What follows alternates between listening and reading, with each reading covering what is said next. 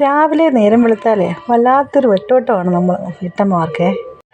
വെളുപ്പിനേ തുടങ്ങുന്ന ജോലി രാത്രി ഏറെയായാലും തീരാത്തൊരു നെട്ടോട്ടമാണേ. ഇങ്ങനെ ഈ ഓട്ടത്തിൻ്റെ ഒരു ബുദ്ധിമുട്ടേ ആർക്കും പറഞ്ഞാലൊട്ടും അങ്ങ് മനസ്സിലാകത്തുമില്ല. എന്നിട്ട് മറ്റുള്ളവരിങ്ങോട്ട് ചോദിക്കുന്നത് എന്തുവാ, നിനക്കവിടെ എന്താ മലമറിച്ച പണി ഇത്രയും? അത് കേൾക്കുമ്പോഴേ അങ്ങ് കിളി പോവും. പിന്നെ എന്ത് ചെയ്താലും അതിലൊരു ഉഷാറും ഇല്ല, ഉത്സാഹവും ഇല്ല. ഭക്ഷണമൊക്കെ പാകം ചെയ്ത് കഴിയുമ്പോഴത്തേക്ക് അടുത്ത പണി ഇങ്ങോട്ട് വരും.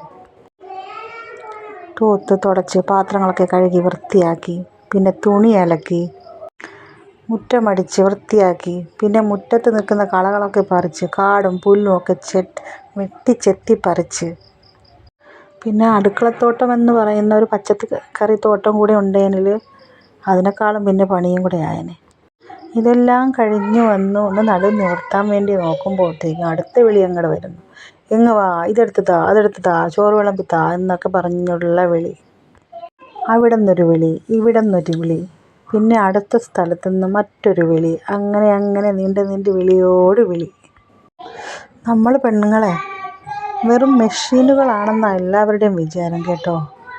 എന്തെങ്കിലും ഒരു അസുഖങ്ങൾ അങ്ങനെ വന്നാൽ തന്നെയും നമ്മളങ്ങനെ മൈൻഡ് ചെയ്യാറില്ല. ആ ജോലി മുടങ്ങും, ഈ ജോലി മുടങ്ങും, കുഞ്ഞുങ്ങൾ പട്ടിണിയാവും, അടുക്കളയിൽ കയറി ഫുഡ് ഉണ്ടാക്കണ്ടേ, ആ ജോലി എപ്പോൾ കഴിയും എന്നൊക്കെ ഉള്ളൊരു ടെൻഷൻ ഇങ്ങനെ അലട്ടിക്കൊണ്ടിരിക്കും. പിന്നെ കിടക്കാനും തോന്നത്തില്ല. പെട്ടെന്നങ്ങനെ ഒരു മരുന്നൊക്കെ കഴിച്ചിട്ട് ചാടി അങ്ങ് എണീക്കും. അതല്ലേ നമ്മൾ.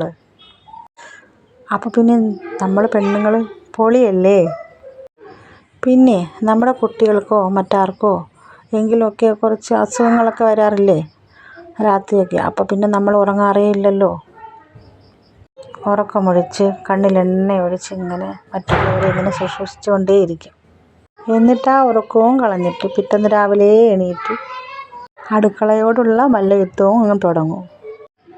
നമ്മളൊരു ദിവസം പുറത്തെങ്ങാനും എന്തെങ്കിലും ഒരു കാര്യത്തിനോ കല്യാണത്തിനോ മറ്റോ എന്തെങ്കിലും ഒരു വിശേഷത്തിനോ മറ്റോ പോയാൽ അപ്പോൾ വിളി തുടങ്ങും. ഉമ്മ ഇങ്ങോട്ട് വാ, അമ്മേ ഇങ്ങോട്ട് വാ എന്നൊക്കെ പറഞ്ഞ് വിളി അങ്ങോട്ട് തുടങ്ങും. എടി നീ എവിടാ, എന്താ ഇങ്ങനെ ലേറ്റാവുന്നത് എന്നൊക്കെ പറഞ്ഞ് വിളിയോട് വിളിയായിരിക്കും.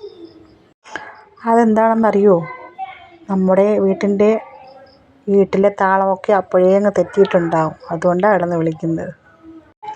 ഈ അടുക്കള പണിയിലും വീട്ടുപണിയിലൊക്കെ ശമ്പളമൊന്നും കിട്ടിയില്ലെങ്കിലും ധൈര്യമായിട്ട് ഒരു മടിയുമില്ലാതെ ചെയ്യുന്ന വീട്ടമ്മമാരല്ലേ നമ്മൾ. അപ്പോൾ നമ്മൾ ശമ്പളമൊക്കെ ഇങ്ങനെ വാങ്ങിച്ചിരുന്നെങ്കിലോ നമ്മുടെ ബാങ്ക് ബാലൻസൊക്കെ അങ്ങനെ കുമിഞ്ഞ് കൂടി വന്നേനെ അല്ലേ.